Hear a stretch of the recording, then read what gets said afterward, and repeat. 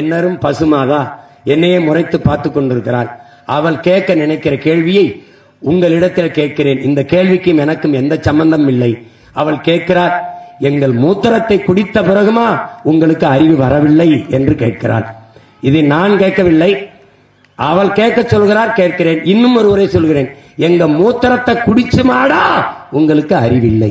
உங்களுக்கு பால் வேண்டும், மோர் வேண்டும், தயிர் வேண்டும், நெய் வேண்டும், சீஸ் பாலாடை கட்டி வேண்டும், வெண்ணெய் வேண்டும். எல்லாவற்றையும் வக்கணையா திங்கிற வெண்ணெய்கள் நாங்கள் எதை திம்போம் என்று ஒரு தடவை கூட யோசிக்கிறது இல்லை.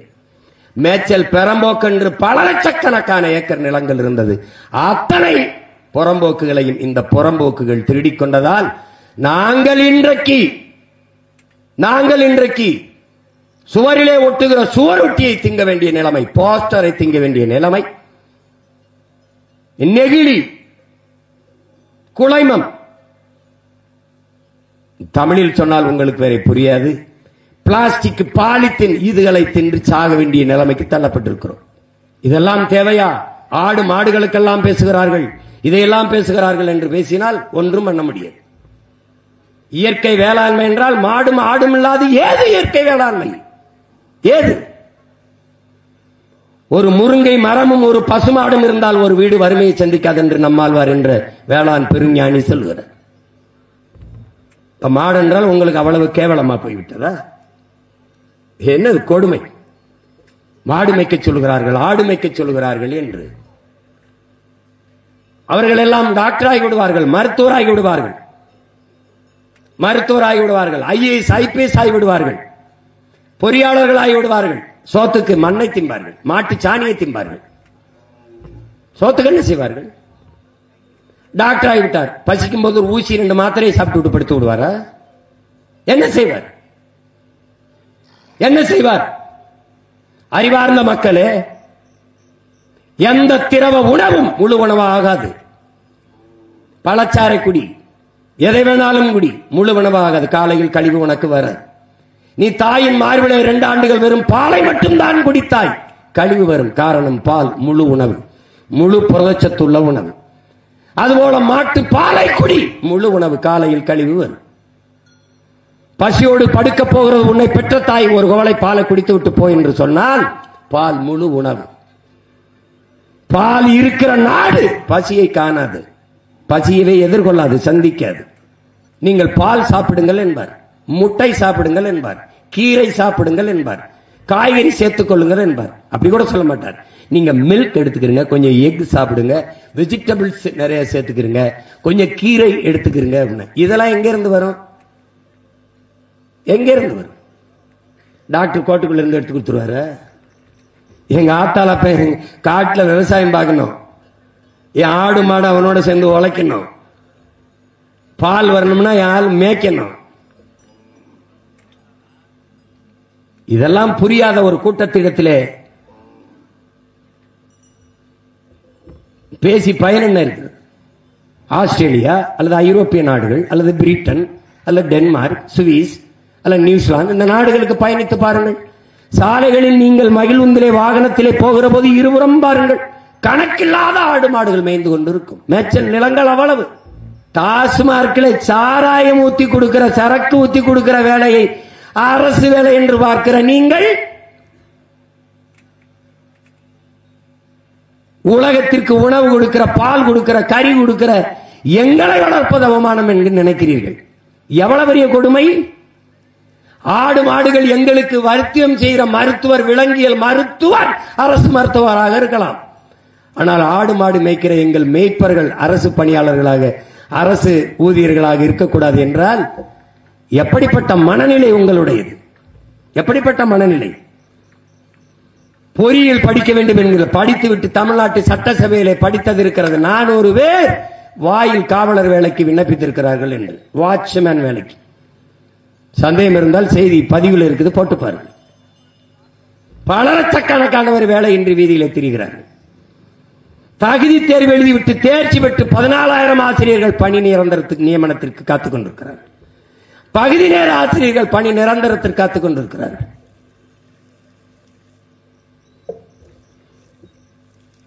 சாப்ட்வேர் இண்டஸ்ட்ரியின் பிதாமகன் பில் கேட்ஸ் 2,20,000 ஏக்கர்ல வேளாண்மை செய்கிறான் அமெரிக்காவில். ஏன்? அவனுக்கு தெரியும் சாப்ட்வேரில் வேலை செய்தாலும் சாப்பிட்டு போய் தான் வேலை செய்ய முடியும் என்று. எதற்காக இத்தனை லட்சம் ஏக்கரில் விவசாயம் செய்கிறீர்கள் பில் கேட்ஸ்? அங்குதான் நிரந்தர பொருளாதாரம் இருக்கிறது, ஒருக்கும் வேலை கொடுக்க முடியும் என்கிறார். இந்த மண்ணிலே இருந்த நம்ம அன்பிற்குரிய நடிகர் அண்ணன் நெப்போலியன் 500 ஏக்கர்ல வெறும் புல் வளர்க்கிறான். புல், இந்த மாட்டுக்கும் போடுற தீவனத்திற்கு புல் வளர்க்கிறான். அதிலேயே பல லட்சம் ரூபாய்களை பொருளாதாரமாக ஈட்டுகிறார். எங்கு பொருளாதாரம் இருக்கின்ற தெரியாத பைத்தியக்காரரிடத்தில், அறிவற்றவர்கிட்ட நாட்டை கொடுத்து விட்டு சாராயத்தை குடித்து செத்து போகிறார். காவலன் அடிச்சு செத்தால் 5 லட்சம், கள்ளச்சாராயம் குடிச்சு செத்தால் 10 லட்சம். நாட்டை எப்படி வழிநடத்தி செல்கிறார்கள் என்று அறிவார்ந்த மக்கள் நீங்களாவது சிந்தியுங்கள். மேய்ச்சல் காட்டை எங்கள்கிட்ட கொடுங்கள். இல்லை என்றால் ஓட்டுரிமை இருந்தால்தான் மதிப்பீர்கள் என்றால் எங்களுக்கு ஓட்டுரிமை கொடுங்கள். இதுதான் ஆடும் மாடுகளும் நமக்கு வைக்கிற கோரிக்கை. உங்களால் நல்ல தலைவர்களை தேர்வு செய்ய முடியவில்லை, எங்களுக்கு ஓட்டுரிமை கொடுங்கள். அப்ப நாங்களாவது நல்ல தலைவர்களை தேர்வு செய்கிறோம் என்பதுதான் ஆடு மாடுகளும் இந்த மாநாட்டில் முன்வைக்கிற கோரிக்கை. இன்றுதான் நாங்கள் மலையடிவாரத்தில் மேய தொடங்குகிறோமா? எத்தனை ஆயிரம் ஆண்டுகளாக அந்த காட்டுக்குள் நாங்கள் மேய்ந்து கொண்டிருந்தோம். அப்போதெல்லாம் தடைபடாத அருவி, அப்போதெல்லாம் தடைபடாத நதியின் ஓட்டம் இப்போது எப்படி தடைபடுகிறது?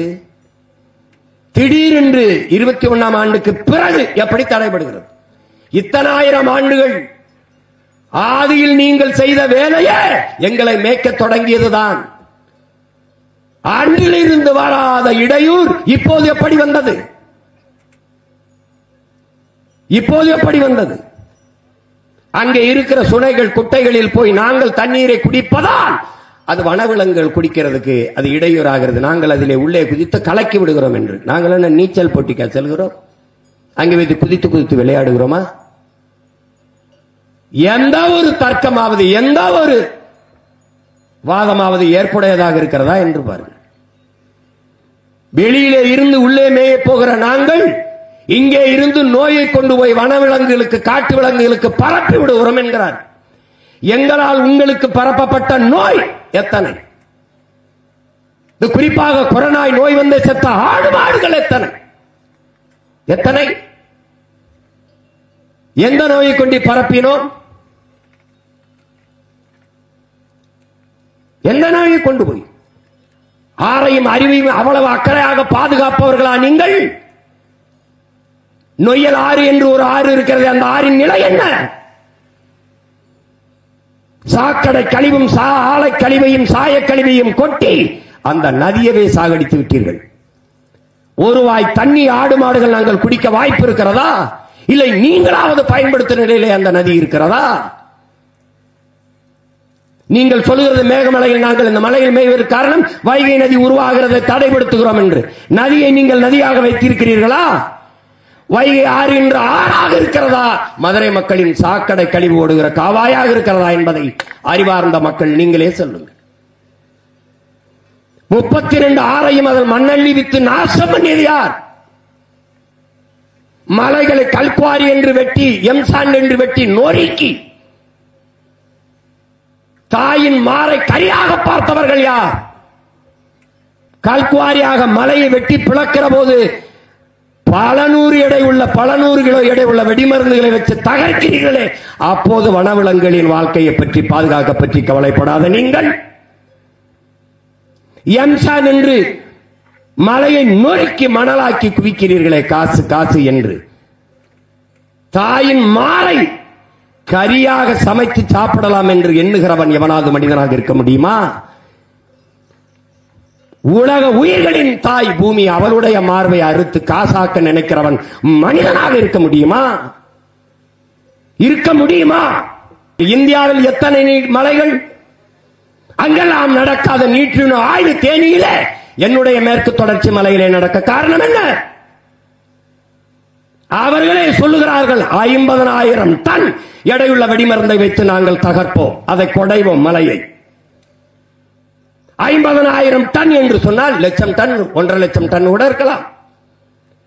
அந்த வெடிமருந்துகளை வச்சு தகர்க்கிற போது ஏற்படாத வனவிலங்குகளுக்கு பாதிப்பு, அவர்கள் வாழ்க்கைக்கு அச்சுறுத்தல், அவர்கள் வாழ்விடங்களுக்கான பிரச்சனை. நாங்கள் வெறும் புள்ளையும் புண்டையும் மேய்ந்து விட்டு வாழ்வதில் ஏற்பட்டுவிடும் என்பதை எப்படி ஏற்கிறீர்கள்? எப்படி ஏற்கிறீர்கள்? ஆடு மாடு மேய்க்க சொல்கிறார்கள். ஆடு மாடு அவ்வளவு அவமானமா? முல்லை நில தலைவன், ஆயர்குல தலைவன், முல்லை நில இறைவன் மாயோன் திருமாலும் பெருமாளும் கண்ணனும், கண்ணன் மேய்த்தது ஆடு மாடுகள். எங்களை கண்ணன், இறைவன் கண்ணன், பரமாத்மா கண்ணன் மேய்த்திருக்கிறார் எங்களை. இறை தூதர் நபிகள் நாயகம் மேய்த்திருக்கிறார் எங்களை. இறைமகன் இயேசுபிரான் மேய்த்திருக்கிறார் ஆடு மாடுகள் எங்களை. பகவான் கிருஷ்ணரை அவமானப்படுத்துகிறீர்களா, அல்லது நபிகள் நாயகத்தை அவமானப்படுத்துகிறீர்களா, அல்லது இயேசுபிரானை அவமானப்படுத்துகிறீர்களா? அவ்வளவு இழிவாகிவிட்டதா? அவ்வளவு கேவலமானவர் என்றால் பால் குடிக்காதீர்கள், மோர் சாப்பிடாதீர்கள், குடிக்காதீர்கள், தயிர் திங்காதீர்கள், நெய் திங்காதீர்கள், வெண்ணெய் திங்காதீர்கள், கறி திங்காதீர்கள். ஆடு மாடு மேய்ப்பது தொழில் அல்ல, எங்கள் வாழ்க்கை முறை, எங்களினுடைய பண்பாடு, எங்கள் வாழ்வியலோடு இயந்த கலாச்சாரம் அது. இந்த ஆடு மாடுகள், நீங்கள் தண்ணி தாகம் எடுத்தால் கடையிலே குடுவையிலே வாங்கி குடிக்கிறீர்கள், போத்தலிலே வாங்கி குடிக்கிறீர்கள். இவர்களுக்கு தாகம் வந்தால் எங்கே செல்வார்கள்? எங்கே செல்வார்கள்? காட்டிலே இருக்கிற யானை, புலி, அதற்கெல்லாம் கவலைப்படுகிற நீங்கள் எதற்காக புலி தண்ணீரை தேடி தெருவுக்குள்ளே வருது? கிராமத்துக்குள்ளே புலி புகுந்து விட்டதுங்கிற செய்தி ஏன் வருகிறது? அதை இந்த ஊடகங்களை காட்டுகிறார்களே.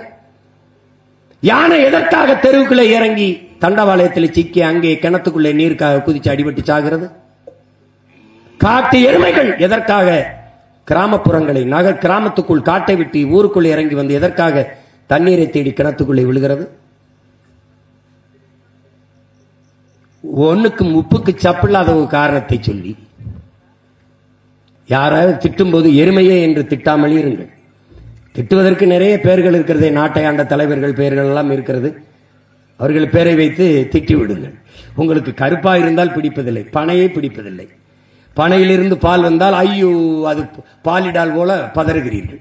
டாஸ்மார்க் விற்கிற சரக்கு கோயில் தீர்த்தம் போல விழுந்து குடிக்கிறீர்கள். உங்களை என்ன சொல்வதென்று தெரியவில்லை. இந்த மாடுகள் நீரை குடித்து விட்டு புல்லை தின்னு விட்டு பாலை கறக்கிறது. பனை நீரை குடித்து விட்டு பாலை கறக்கிறது. இது பசும்பால், அது பணம்பால். That's all your honour. அவ்வளவுதான். கல் மது என்றால் அரசின் டாஸ்மார்க் கடையிலே விற்கிற சாராயத்திற்கு பெயர் என்ன? அதான் கேள்வி. அதற்கு பெயர் என்ன? பால் இல்லாது, கறி இல்லாது விருந்தேது.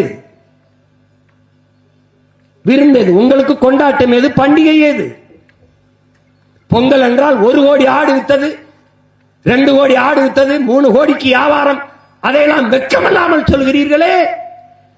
அங்குதானே வேளாண் குடிமகனின் பொருளாதாரம், அங்குதானே அவனுடைய வாழ்க்கை வாழ்வாதாரம், அங்குதானே சிற்றூர்களின் பொருளாதார வளர்ச்சி, கிராமப்புற பொருளாதாரம். சிற்றூர்களின் கிராமப்புறங்களின் பொருளாதாரத்தை வளர்த்தெடுக்காமல் ஒரு நாட்டின் பொருளாதாரத்தை சமவிகிதத்தில் எப்படி உங்களால் வளர்த்தெடுக்க முடியும்? எப்படி முடியும்? வேளாண்மை செய்வது இழிவு, ஆடு மாடு வளர்த்தல் இழிவு, நாட்டுக்கோழி வளர்த்தல், பட்டுப்பூச்சி வளர்த்தல், நெசவு செய்தல் எல்லாம் இழிவு. மீன் பிடித்தல் இழிவு, ஆடு மாடு வளர்த்தல் அது குலத்தொழில், பனை ஏறுதல் அது குலத்தொழில், மீன் பிடித்தல் அது குலத்தொழில், நெசவு செய்தல் அது குலத்தொழில் என்று சொல்கிற அவனை பார்த்து நான் கேட்கிறேன், உன் குலத்தொழில் எது? உட்கார்ந்து தின்ட்டு சாகிறதாடா யோக்கிய பயலே, உன் குலத்தொழில் எது? இது தொழிலடா, என் பண்பாடடா, என் கலாச்சாரமடா, என் வாழ்வியல் முறை, வாழ்க்கை முறை. உயிர் வளர்க்கும், உயிர் காக்கும் உணவை கொடுப்பவன் உழவன், அவன் உயிரை காப்பவன். உடையை கொடுத்து மானத்தை காப்பவன் நெசவாளன். இவன் இருவரும் மனிதர்களடா, தெய்வங்கள். தெய்வத்தின் தொழிலை செய்பவர்கள். இங்கே எங்கள் ஆயர் குடிகள் தான் ஆடு மாடு மேய்க்கிறார்கள் என்று எண்ணுவது தவறு. எல்லா சமூகங்களும், தமிழ் சமூகத்தில் எல்லா சமூகங்களும் ஆடு மாடு மேய்க்கிறார்கள். எல்லா சமூகங்களும் ஆடு வளர்க்கிறார்கள், மாடு வளர்க்கிறார்கள். அவர் எல்லாருக்குமாகத்தான் இந்த மாநாட்டை இந்த மண்ணிலே நாங்கள் நடத்தி கொண்டிருக்கிறோம். இன்னைக்கு வர அரசியல்வாதிகள் என்ன சொல்றாங்க? எல்லாரும் வேஸ்ட், நான் வந்தனா சிஸ்டத்தையே உடைச்சு நான் மொத்தமா மாத்திரணும், அவங்க தான் நீங்க ஜெயிக்கிறாங்க. உலகம் ஃபுல்லா பாருங்க. அது சில பேர், சேவியர் மேன்லி, லாட்டின் அமெரிக்கால ஒரு பிரசிடென்ட், அவர் எலெக்ஷன் கேம்பெயினே பாத்தீங்கன்னா ஒரு பெரிய சாக்கட்டர் தூக்கிட்டு வந்தார். சாக்கட்டர், அந்த சூப்பர்மேன்லாம் பாத்தீங்கன்னா அந்த சாக்கட்டர், அந்த மரம் வெட்டுறக்கு ஒரு கருவி எடுத்து வந்தார். அவருடைய எலெக்ஷன் கேம்பெயின் யூடியூப்ல பாருங்க. நான் வந்தனா மொத்தமா சிஸ்டத்தையே வெட்டி தூக்கி வீசுறேன்னு சொல்லிட்டு அந்த சாக்கட்டரை ஆன் பண்ணி மக்களுக்கு காட்டுவாரு. நான் வந்தனா உங்களுக்கு பாக்குறதுக்கு என்ன பைத்தியக்கார மாதிரி இருக்கும், என்னடா இப்படிலாம் பண்றாரு. அப்புறம் அவங்க பாத்தீங்கன்னா டிபார்ட்மெண்ட் பேர்ல எழுதி வச்சிருப்பாரு, department of finance, department of energy. நான் வந்தனா என்ன பண்ணுவேன்னா எல்லா டிபார்ட்மெண்ட்டையும் உடைச்சு ஒரு டிபார்ட்மெண்ட் வேண்டாம் எல்லாத்தையும் வீட்டுக்கு அனுப்பிடுவேன். நான் வந்தனா 50% அரசு ஊழியர்களை வீட்டுக்கு அனுப்பிடுவேன். இப்படித்தான் கேம்பெயினே பண்ணாரு. ஹையஸ்ட் மெஜாரிட்டியில ஜெயிச்சு வந்தார். சோ இப்படி இருக்காங்க. சோ இத்தாலி மாதிரி பிரைம் மினிஸ்டர்ஸ் பாத்தீங்கன்னா அவங்க ஒரு மாதிரி பழைய இத்தாலியினுடைய ரெனேசன்ஸை கொண்டு வர்ற எக்ஸ்ட்ரீம் ரைட்டிஸ்ட், அவங்க ஜெயிக்கிறாங்க. நெதர்லாண்ட்ஸ்ல பாருங்க, நெதர்லாண்ட்ஸ் வந்து ரைட்டிஸ்ட் எல்லாம் தாண்டி ரைட்டிஸ்ட், அவங்க ஜெயிக்கிறாங்க. ஜெர்மனில புதுசா ஆரம்பிச்ச கட்சி ஏஎஃப்டிங்கிற ஒரு கட்சி, எங்க ஊருக்கு இமிகிரேஷனே வரக்கூடாது, ஜெர்மன்ஸ்க்கு மட்டும்தான், 20.5% ஓட்டு வாங்கியிருக்காங்க.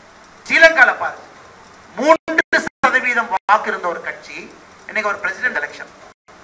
அப்ப உலகம் ஃபுல்லா என்ன நடக்குதுன்னா, மக்கள் யாரெல்லாம் நான் மாற்றத்தை கொடுப்பேன்னு சொல்றாங்களோ அவங்க பக்கம் மக்கள் போறாங்க.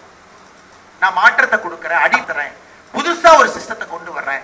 சோ அப்ப மக்களுக்கு என்ன, மக்களுக்கு மாற்றம் வேண்டும், தொடர்ந்து மாற்றம் வேண்டும்.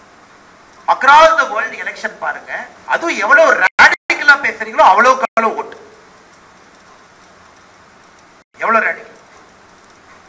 தமிழ்நாட்டில் நேற்று பார்த்து ஒரு அரசியல் கட்சி தலைவர் மாட்டெல்லாம் நிக்க வச்சு பேசிட்டு இருந்தாங்க. என்ன மாடெல்லாம் வாக்காளர் உரிமை கேட்குது. சோ இன்னைக்கு மக்கள் ரொம்ப ராடிக்கலா போறாங்க. இன்னொரு அரசியல் தலைவர் மரமேறிட்டு இருக்காரு. So we are seeing everything. அவங்க பண்றது எதுவும் உங்களுக்கு தப்பு சரினே இல்லைங்க, எல்லாரும் ராடிக்கலா மூவ்ஸ் தான். மக்களுடைய மனசை கவரணும். மக்கள் அப்பதான் ஓ இவங்க ஒரு மரமேறி ஏதோ பண்றாரு, மாற்றத்தை இவர் கொடுப்பாரா பாக்குறாங்க. சோ இன்னைக்கு பொலிட்டிக்கல் லீடர்ஸ் ஒரு பக்கம் எக்ஸ்ட்ரீம்ல இருக்காங்க. யாரையுமே ஒதுக்காதீங்க, யாரையும் ஒதுக்காதீங்க. ட்ரம்ப் அவர்களை தயவு செஞ்சு ஒதுக்காதீங்க. தமிழ்நாட்டில் முதலமைச்சர் இருக்கக்கூடிய ஸ்டாலின் அவர்களாக இருக்கட்டும், எதிர்கட்சி தலைவராக இருக்கட்டும், அண்ணன் சீமான் அவர்களா இருக்கட்டும், யார் இருந்தாலும் எல்லாத்தையும் ஸ்டடி பண்ணணும். என்ன குவாலிட்டி, என்ன அட்ரிபியூட், ஏன் அவங்க சக்சஸ் ஆகுறாங்க, ஏன் ஃபெயிலியர் ஆகுறாங்க, அக்ராஸ் தி வேர்ல்ட் ஸ்டடி பண்ணி ஒரு புக் வச்சு மெயின்டைன் பண்ணி எழுதுங்க. நான் சொல்றேன், சேவியர் மேலியோட யூடியூப் வீடியோஸ் எல்லாம் பாத்தீங்கன்னா ஒரு ஷார்ட் கட்டர் கொண்டு வந்து இப்படித்தான் எலெக்ஷன் கேம்பெயினே பண்ணுவார். நான் மட்டும் ஓட்டு வாங்கிட்டா சிஸ்டத்தை எல்லாம் வெட்டி தூக்கி எறிஞ்சிருவேன். பிரசிடென்ட் ஆகி கார்ல போயிட்டு இருக்காரு, பிரசிடென்ட் ஆகி ஃபர்ஸ்ட் டே கார்ல போயிட்டு இருக்காரு சேவியர் மேன். ரோட்ல ஒரு தெருநாய் நடந்து போயிட்டு இருக்க, யூடியூப்ல வீடியோ பாருங்க.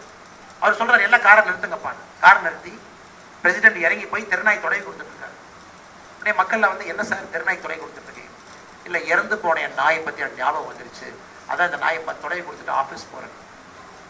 என்ன இப்படி பண்றாரு அப்படின்னு ஹையஸ்ட் அப்ரூவல். இன்னைக்கு சேவியர் மேலி எப்படி நம்ம மோடிஜி கன்சிஸ்டன்டா 11 ஆண்டுகளா ஹையஸ்ட் அப்ரூவல் ரேட்டிங்ல இருக்காங்களோ, அதே மாதிரி ஒரு நல்ல அப்ரூவல் ரேட்டிங் இருக்கக்கூடிய தலைவர் சேவியர் மேலி லாட்டின் அமெரிக்கால இருக்காரு.